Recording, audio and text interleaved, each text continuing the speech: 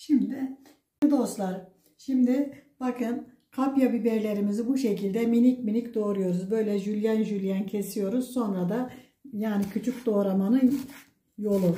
Bu şekilde doğradığımızda gayet küçük ve minik doğranıyor. Size ne yaptığımı söyleyeceğim şimdi. Bunları doğrayayım, hazırlayayım. Hepsini birden göstereceğim. Çok zamanınızı almak istemiyorum.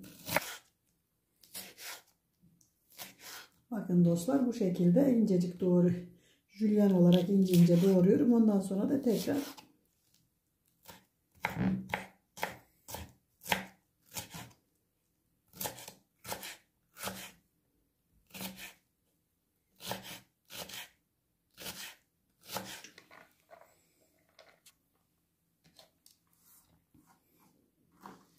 bakın çok minik minik doğradığım kapya biberlerim ve yeşil biberim.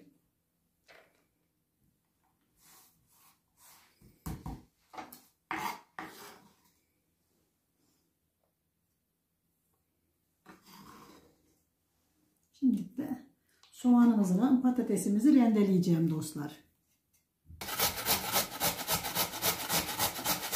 Bakın patateslerimizi de rendeledik. Herkes isteğine göre dostlar. Ben küçüklerden 5 tane rendeledim. Ama siz büyük patatesinizden 2 tane ya da 1 tane de rendeleyebilirsiniz. Onu siz kendinize göre ayarlayın lütfen. Ben bu kadar yaptım dostlar. Bu da 5 tane de soğanımı ne yapacağım? Yine rendeleyeceğim. Şimdi dostlar bakın, soğanımızı da rendeledik.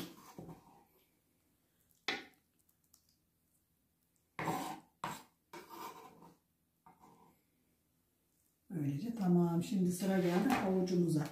Elime bir su tutayım, geliyorum. Dur. Bekle. Sevgili dostlar, bugün size harika, çok güzel, farklı bir köfte yapacağım. Ekonomik köfte. Evet, ekonomik, bol sebzeli, harika, güzel bir köfte yapacağım. Onun için 2 tane kapya biberim var, 2 tane yeşil biberim var. 5 tane küçük bu boy soğanım var. Küçük 5 tane rendelenmiş patatesim var. Şimdi önce patateslerimizi hepsini şöyle üst üste koyuyorum dostlar.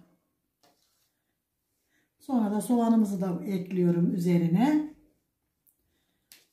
Sonra 2 tane havucumuz var, rendelenmiş yine. Bol sebzeli harika bir köftemiz olacak.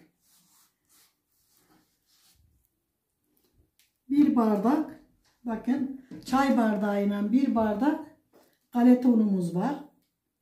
Onu da ekliyorum. Şöyle. 1 tane yumurtamız var. Onu da şöyle kırıyorum üzerine. Ve şöyle yeteri kadar tuzunu koyuyorum. Şöyle biraz kekik koyuyorum. Birazcık da pul biber koydum mu malzememiz bu kadar dostlar. Sevgili dostlarım, ben Hatay'a yemek yapmaya gideceğimi söylemiştim size.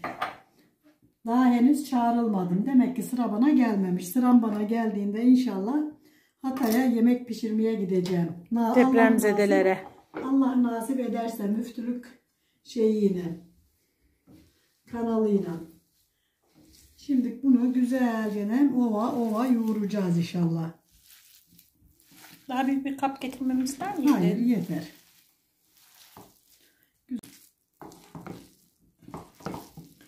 Dostlar, buna biraz güç gerekiyor. İyicene yoğuracağız.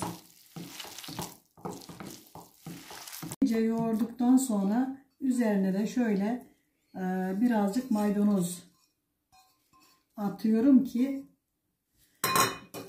kokusu, tadı biraz daha lezzetli olsun diye. Azıcık daha yoğuracağım ve şekil vereceğim.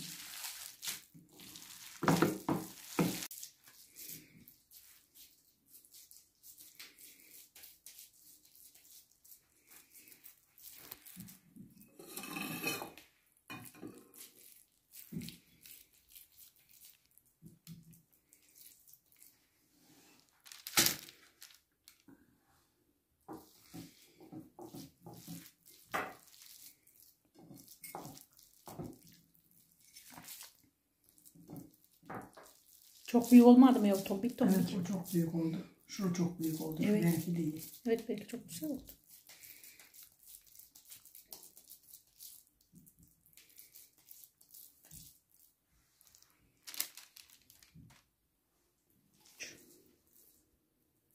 Bakın dostlar, her biri bir porsiyonluk. Bizim ailemiz geniş olduğu için biz böyle yaptık. Zaten sebzesi içinde. Ellerimi de yıkadım mı geliyorum dostlar. Bana bir aç kaşık versene.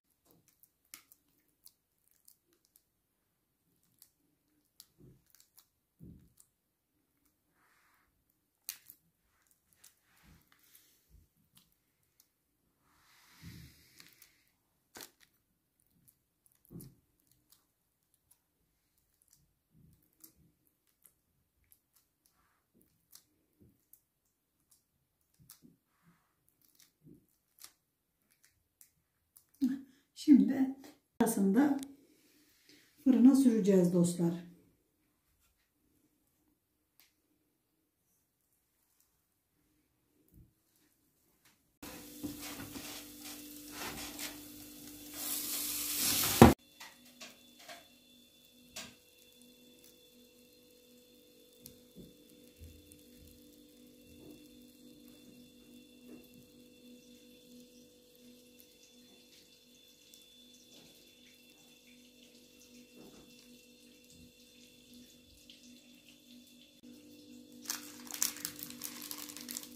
Bakın dostlar, harika ve güzel kızarmışlar.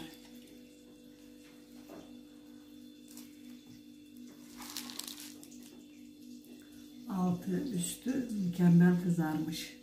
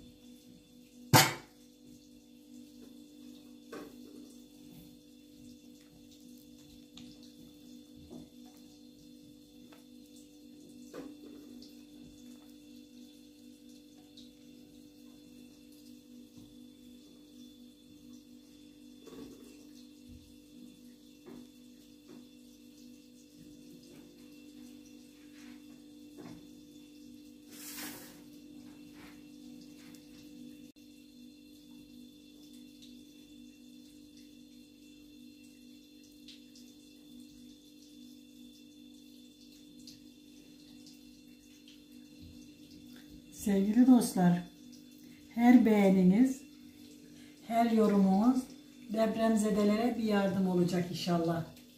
Bu ayki ayın 23'üne kadar izlemiş olduğumuz, yapmış olduğunuz yorumların tamamı depremzedelere gidecek. 28 ay. Bu ay 28 çekiyor. 28 mi çekiyor? Her neyse ben diyeyim de Allah'ım hakkında herkesin hayırlısını versin. Sizler de gönüllü oluyorsunuz sadece beğenerek ve izleyerek. Hoşça kalın, dostça kalın. Allah'a emanet olun inşallah. Bu yiyici ekibimiz bekliyor. Evet. Kamera çekimi bitsin diye bekliyor. Evet, acıktık vallahi. İnşallah tadı güzel olmuştur dostlar. Evet, olmuştur.